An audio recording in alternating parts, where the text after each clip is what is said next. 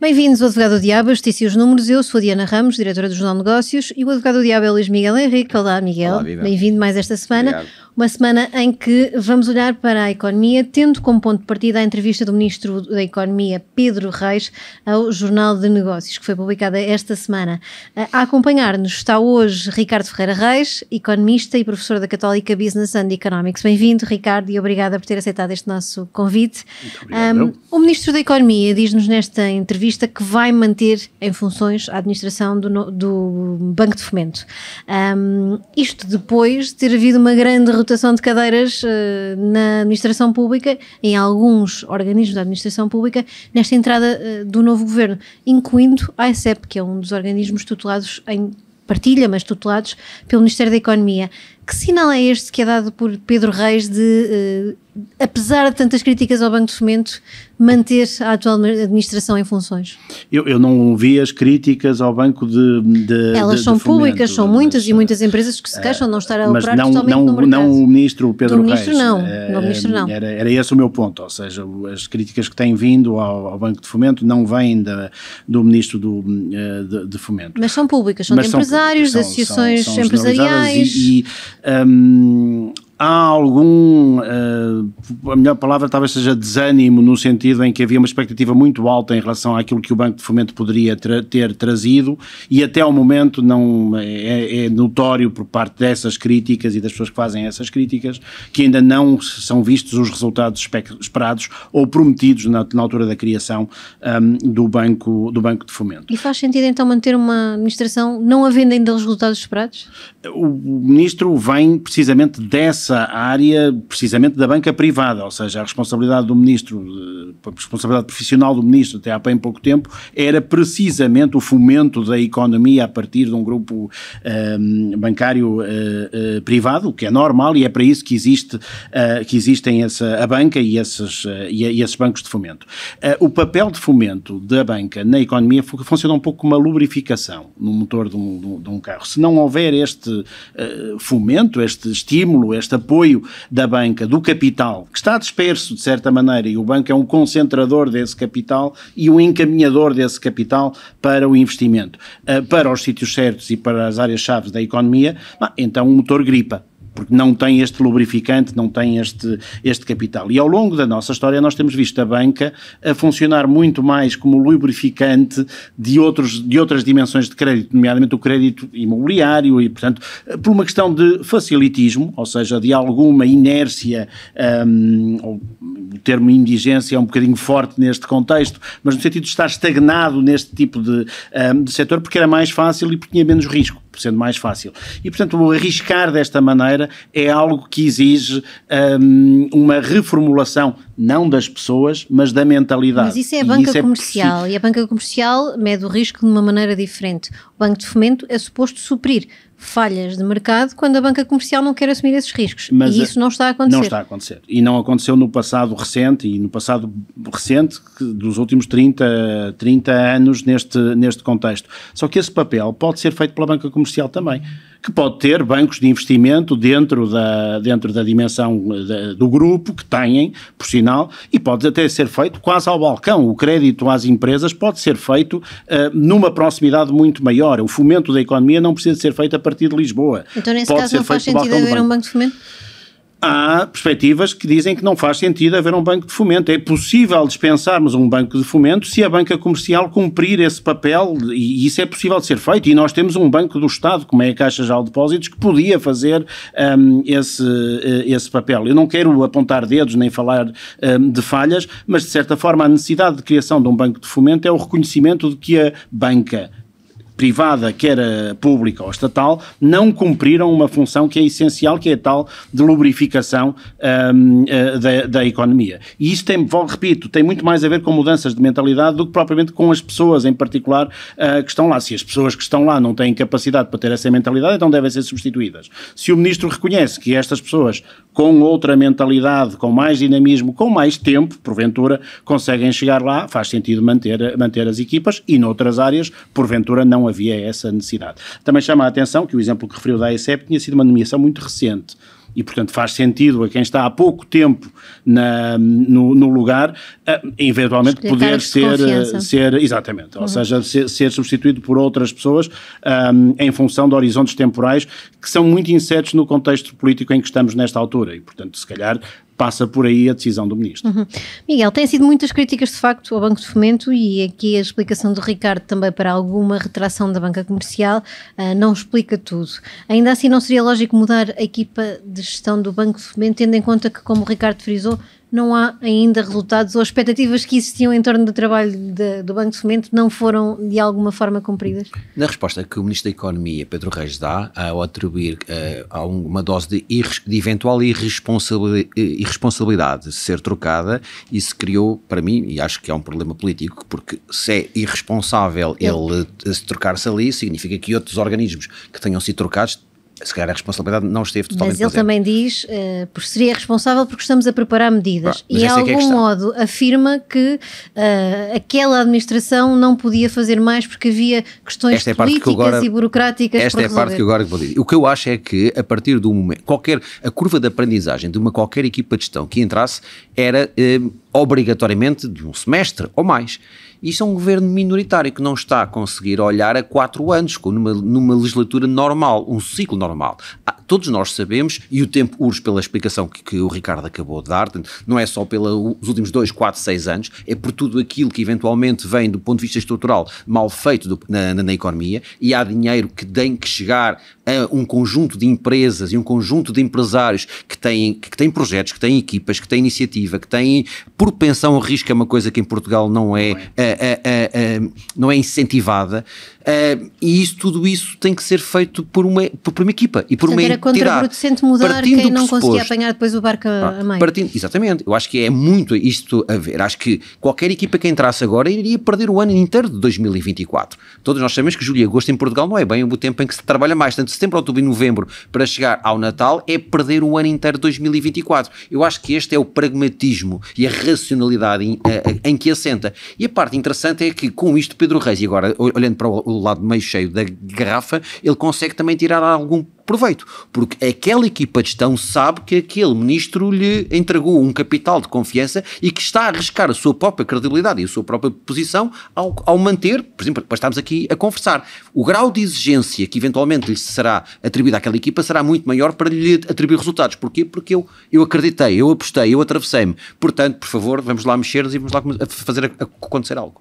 Ricardo, o que é que falta ao Banco de Fomento para de facto cumprir as expectativas e dinamizar a economia?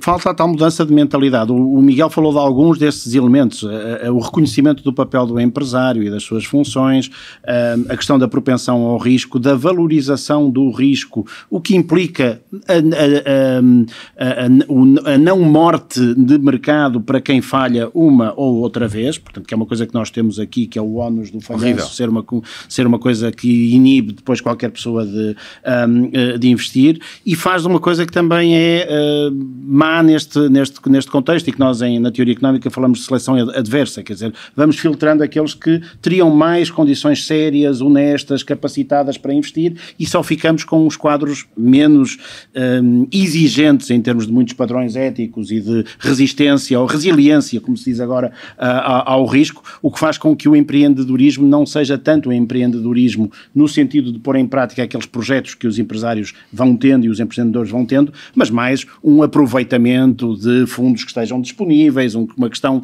de outro tipo de... Uma verdadeira apetência ao risco. Uma verdadeira apetência ao risco, e isso é uma questão de mentalidade. Força, Miguel. Isto para dizer, sabes aquela piada que diz que os bancos só emprestam, que é aquele guarda-chuva que só é emprestado nos dias de sol. É exatamente um bocadinho aqui a imagem, isto é, há um conjunto de empresas que estão em dias de chuva e precisam dos guarda-chuvas, e os guarda-chuvas que neste momento que a banca comercial não quer, ou não tem ou não quer. Estamos a falar de uma coisa diferente, é o Banco de Fomento que é suposto suprir essas falhas da banca comercial. Mas é aí que tem que acontecer, e este é o espaço que tem que ser preenchido, e é um espaço que neste momento, face àquelas expectativas que foram iniciadas, elas têm que entregar. Eu acho que Pedro Reis fez a análise política e a gestão de todo este processo e acredita que para lhe entregarem resultados nos próximos 6 meses a um ano, não iria conseguir melhor do que aqueles que agora lá têm. Miguel, ele usou muito a ideia de que até havia vontade de trabalhar o problema da burocracia e de algumas decisões políticas que estavam pendentes impediram o Banco de Fomento de fazer mais. E não foi tanto o trabalho da gestão que teve em casa, foi a parte burocrática e política. Isto será mesmo assim?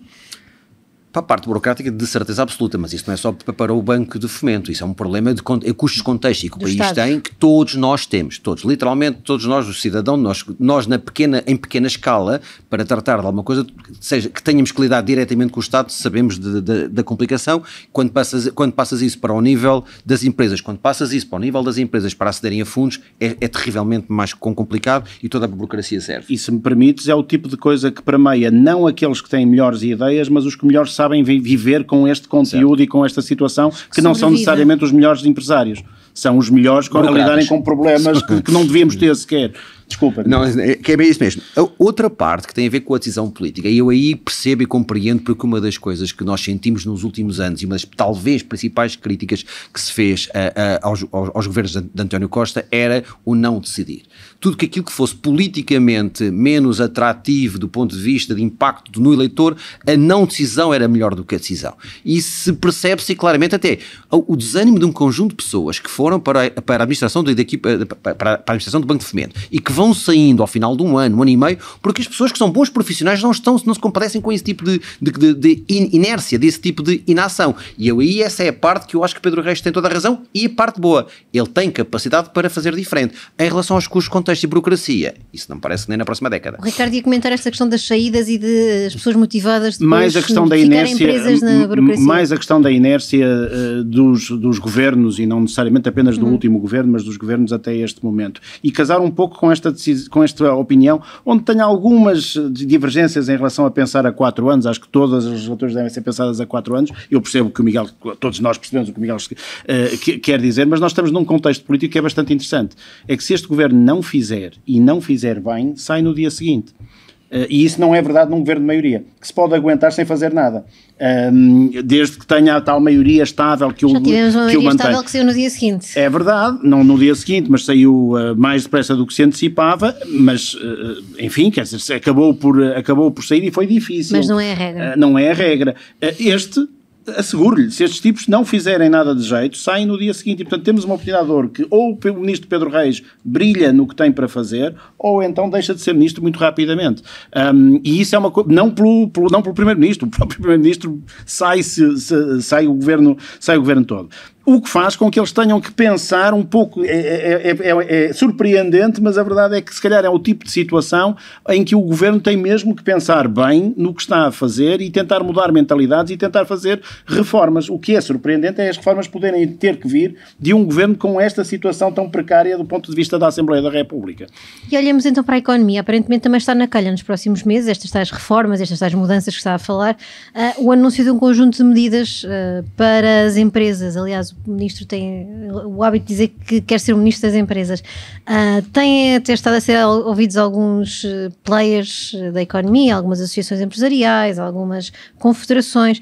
O que é que podemos ter aqui de mais relevante num pacote para a economia e as empresas? Estas tais mudanças que o Governo quer implementar. Eu peço desculpa, vou ser um bocado mais filosófico do que aquilo que provavelmente espera na minha resposta. Nós estamos num momento crítico de revolução industrial, praticamente, ou seja, estamos numa alteração de paradigma em relação à economia baseada em dados, à inteligência artificial, portanto, a digitalização da economia, novas formas de organização e de repensar a economia. Estamos também numa altura, por exemplo, de transformações climáticas e de emergência de soluções para um conjunto de problemas que cada vez mais estamos a viver. É uma altura de ouro para que os instrumentos da sociedade, os fatores de intervenção da sociedade na natureza e no contexto em que estamos, que é a economia, possam reagir. E, portanto, é ótimo que haja um governo que tenha ideias neste contexto. Essas ideias, e agora ponho os pés na terra, têm necessariamente que ser ambiciosas, não podem ser mais do mesmo, e por isso a tal alteração de mentalidade que estamos a pedir. Essa alteração de mentalidade é global, mas nós é que estamos aqui na frente de uma batalha, por exemplo, de alteração climática, em que somos os mais próximos do deserto, em que somos também os mais próximos dos fluxos de migração, e portanto temos aqui um conjunto de dramáticos problemas societais para os quais a economia tem que dar resposta. E não vai ser o Estado a dar resposta a isto, não é o Estado que vai resolver estes problemas, são as empresas e são as pessoas. Portanto, é bom que nos comecemos a organizar de maneira a dar resposta a estes enormes problemas. E, portanto, o ouvir associações empresariais de diversos setores, o estar atento a mudanças tecnológicas e na introdução dessas mudanças tecnológicas que têm sido avassaladoramente rápidas. As pessoas têm que ter a noção que o ChatGPT é de novembro de 22. Já não havia Covid, portanto, o Covid já era passado quando apareceu o ChatGPT. Portanto, esta vaga da inteligência artificial não é uma coisa... Muito rápido. É tudo muito rápido. E essas mudanças, parecia muito filosófico o que eu estava a dizer, mas de facto, estas mudanças estão a acontecer no dia a dia. Na biotecnologia, na medicina, na agricultura, na tecnologia, nos carros elétricos, na mobilidade, portanto, na forma como nós vivemos o nosso dia a dia, na habitação, no conforto das nossas casas, nos meios de comunicação social, tudo isto está a sofrer tão rápidas alterações que é bom que a economia não durma neste contexto e que os responsáveis da economia consigam trazer o tal lubrificante, porque é nestas alturas de ruptura que o tal lubrificante vai ser mais necessário. Miguel, o Ricardo já aqui elencou áreas e especificou áreas de e deixou muito poucas prioritárias, para falar. Deixou muito poucas para falar, mas Desculpa. A verdade é que o Ministro também falou no mar, no turismo, no hidrogénio, no lítio. O que é que aí vem e qual é que é o caminho? Não, eu quando ouvi, nomeadamente essas 3 áreas, a questão do mar para mim foi importante, até porque há algumas semanas atrás, aqui no Negócios, na parte escrita, um dos artigos de opinião que fiz foi exatamente, quando vim da Arábia Saudita, foi exatamente pensar e trabalhar sobre novamente o projeto da economia do mar, e fui revisitar todos os documentos que havia dos últimos 10 anos em relação à questão. E uma delas tem a ver com a dimensão do território, não é? Porque um Estado e uma nação é feita particularmente de território, pessoas e depois entidades. E nós temos uma capacidade para realmente trabalhar, e é das coisas na ONU, tive a perceber que elas estão relativamente paradas, mas a nossa diplomacia tem que se mexer para que a economia depois a seguir possa trabalhar. Mas uma da questão que tem a ver obrigatoriamente com a capacidade de nós aumentarmos exponencialmente o nosso território através da nossa plataforma marítima é fundamental, com toda a riqueza que atrás vem. Quando tu falas em relação ao lítio e ao hidrogênio, estamos a falar de energia, energia é o combustível, e passo a redundância, é o combustível de qualquer grande nação do ponto de vista da sustentação da economia. O turismo foi algo para o qual nós talvez despertássemos em absoluto nos últimos anos e de qual neste momento não podemos abdicar, independentemente dos efeitos colaterais menos positivos, que eles têm que ser absorvidos, têm que ser dominados, têm que ser controlados e têm que ser diminuídos ao máximo. Mas o turismo tem um impacto brutal no qual no curto prazo é impensável não abdicar dele. Portanto, quando o Ministro Pedro Reis fala nessas 3 áreas como talvez preferenciais, cada uma delas com importâncias estratégicas e se calhar até com momentos distintos, porque umas de curto prazo, outras de médio, outras de longo prazo, eu vejo-as claramente como complementares e como estruturais. Ricardo, e esta aposta na reindustrialização, ele também fala disso, é crucial. O Ricardo já aqui ficou que este é o momento da reindustrialização. Claramente, e até por vários, eu dou-lhe um conjunto de elencos por vários motivos. Estes 3 setores que são mencionados, nomeadamente o lítio e o hidrogênio, têm muito a ver com complementaridade de meios de energéticos. Então estamos num momento em que não sabemos qual vai ser o futuro, se vai ser de baterias, se vai ser de motores de combustão a hidrogênio. Sabemos que os combustíveis fósseis, e portanto lá a tua Arábia Saudita não é não tem uma vocação, vai ter que aproveitar mais o sol do que o solo na Arábia Saudita, e portanto esta utilização de renováveis vai ser muito importante, e esse é um momento crítico neste contexto. E a indústria, onde é que fica? Mas também uma questão que é muito importante, que é o acesso à fábrica do mundo está a ficar muito limitado, por vários motivos. A China está cada vez mais distante de nós, num contexto de instabilidade entre a Europa e a China, nomeadamente no leste da Europa, mas também na própria China. Portanto, isto é uma questão que é cada vez mais dramática. Nós percebemos durante o Covid que os canais de ligação marítimos não são tão fluidos quanto nós achávamos que eram, e basta um porta-contentores entalar-se no meio do canal para isto retido. Levantar um problema enorme às tais rotas da seda, sejam elas as novas novas ou as velhas, e portanto muito tem que ser feito na perspectiva da reindustrialização, e um ponto muito importante neste contexto casa com a tal transformação digital de que falávamos há bocado, é que é muito mais barata a industrialização na Europa hoje em dia, porque quem carecia a industrialização em determinada altura era o custo da mão de obra. E como nós estamos cada vez mais a prescindir dessa mão de obra, estamos a fazer fábricas cada vez mais automáticas e que podem ser muito mais próximas dos consumidores que estão na Europa e estão aqui no mundo ocidental, já não precisam de vir da China, que era onde havia a mão de obra barata, que já não é tão barata quanto isso. Países como a República Checa, ou a Chequia, como se diz agora, já perceberam isso e falam desta industrialização 4.0 com uma fluidez e uma rapidez muito grande. E veja-se os níveis de crescimento desses países, e já agora um conselho ao Ministro e ao Banco de Fomento: vão lá a Praga visitar o Banco de Fomento deles, porque é interessante a experiência deles, ou seja, eles perceberam que a tal lubrificação da economia podia ser feita dessa forma. E tem um desígnio que nós não temos aqui no sul da Europa, e em Portugal em particular, que é deixar de depender de fundos comunitários para o crescimento da economia deles. E estão quase a chegar a esse patamar. Portanto, a ideia deles não é o melhor aproveitamento dos fundos comunitários, mas o desígnio deles é não precisar deles, é sobreviver sem eles e é serem contribuintes. Portanto, o que eles querem é ser Portugal contribuintes. Será a força em breve com o alargamento da União Europeia. Vamos ver. Miguel, ainda não sabemos, mas é provável que isso aconteça. Já não era o pior dos sinais, não é? Portanto, mas... Depende, não é? Se somos à força ou se estamos preparados para tal desígnio. Ora bem. Miguel, temos de facto um Ministro das Empresas no cargo, como o próprio se afirma, ou como a própria afirma querer ser. Eu acho que é mais, neste momento, mais aspiração do que propriamente ainda um desígnio. Isto, até porque se nós olharmos bem, até os últimos dois Ministros da Economia que nós tivemos, António Costa e Silva, Pedro Cisa Vieira, são ministros espetaculares. Da economia. Do ponto de vista de cidadãos, têm ferramentas. Conheço Pedro Cisa Vieira do ponto de vista profissional, que é meu colega. António Costa e Silva, trabalhei com ele quando ele estava na Partex em 1 ou 2 projetos. Conheço o Pedro Reis. Do ponto de vista, o cidadão tem todas as ferramentas. Mas o problema é se saber afirmou politicamente dentro do é outra governo. parte. Que essa é a parte que eu vou falar. Enquanto cidadão, Pedro Reis tem todas as ferramentas para fazer o excelente trabalho, como já tinham os seus antecessores. O problema é, o ministro tem o peso político necessário para depois que essas ferramentas se vejam, porque se eu for o melhor a trabalhar, mas não me deixam, ou se eu estou num espartilho, é impossível aplicar. Eu não estou a querer diminuir a ambição de Pedro Reis, mas acredito piamente que António Costa e Silva tinha um projeto muito distinto na sua cabeça no dia em que entrou, que Pedro Cisa Vieira tinha outro completamente distinto daquilo que entrou, e qualquer um deles são gestores e empresários e pensadores brutais. Portanto, nós temos escolhido bem as pessoas. O problema é, o país e os governos deixam que essas pessoas possam explanar todo o seu conhecimento, todo o seu potencial e nos atribuam. Qualquer um deles não precisa da política para viver. Pedro Cisa Vieira, e eu falo enquanto colega, deve ser dos 5 melhores advogados que existem em Portugal. António Costa e Silva estava na Partex e podia escolher qualquer sítio do mundo para poder trabalhar. Todos eles tinham um sentimento cívico de querer retribuir. O país, e se calhar as condições é que não deixaram, para nosso prejuízo. Espero que Pedro Reis consiga encontrar ou ter o peso político que os seus antecessores não tiveram, porque instrumentos de trabalho qualquer um deles tinha.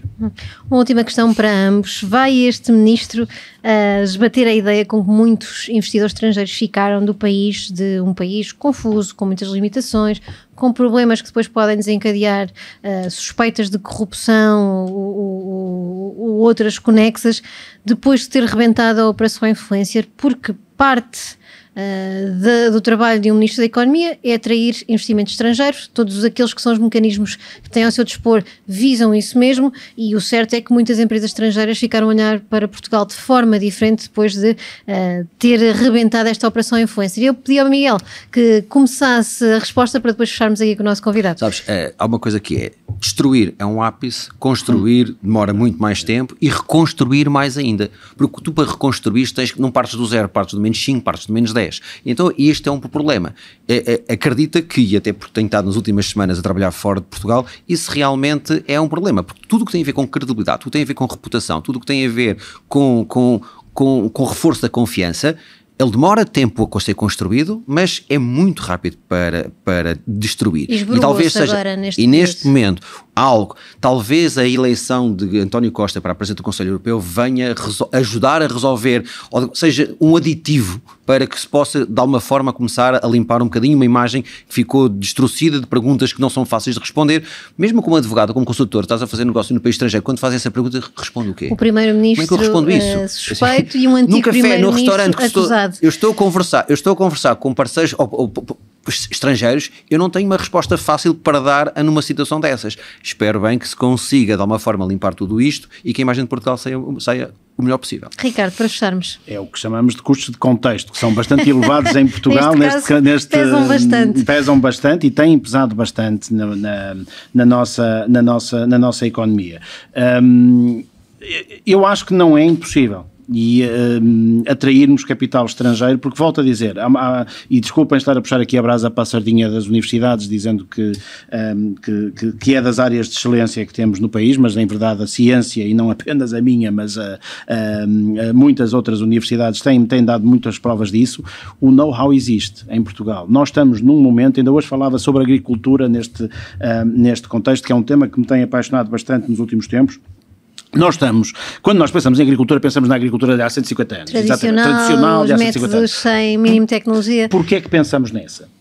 Que é a do trator e a do adubo. Não pensamos na medieval, pensamos na de há 150 anos, porque há 150 anos houve uma revolução agrícola que trouxe a mecanização e o químico para a agricultura. Nós estamos neste momento a passar por uma transformação da agricultura semelhante a essa. Temos drones, temos dados, temos inteligência, temos plantas que são capazes são atletas de alta competição, aquelas plantas, quer dizer, estão a ser... Geneticamente preparadas. Não diria geneticamente preparadas, já nem precisamos disso, ou seja, já conseguimos passar por cima da genética, portanto temos economia biológica com intensividade que não tínhamos, que não sonhávamos há 5 anos atrás. Essa transformação da agricultura faz que daqui por 150 anos as pessoas vão olhar para a agricultura, espero eu, pensando na de hoje, na que estamos a fazer hoje. Isso revela-lhe uma oportunidade de ouro. E vamos ou não conseguir atrair investimento estrangeiro, apesar de todas estas suspeitas? É que eu acho que nós estamos tão carentes que, como o Miguel estava a dizer, estamos no -5, a oportunidade é tão grande nesta altura de passarmos do -5 para o +10 ou +20 ou +100, portanto sem ter que passar pelas etapas anteriores, que é o sítio certo para esses investimentos serem feitos. E temos o know-how, temos as pessoas, temos o clima, temos água, surpreendentemente, está mal distribuída, temos que trabalhar nisso. Temos a indústria pronta para isto, temos a Auto Europa, temos um conjunto de atividades que podemos aproveitar, temos uma logística, uma disposição para uma logística de excelência. Só falta mesmo o tal lubrificante no motor, não é? Portanto, muito bem. Ficamos assim pelo lubrificante no motor. Está assim feita a análise desta semana, de olhos postos na economia, naquilo que deve ser a prioridade dentro das diversas áreas da economia. Obrigada, Ricardo Ferreira Reis, por se ter juntado a nós no Advogado do Diabo. Obrigada, Miguel, também por mais esta análise. Assim que nos acompanha. Até breve.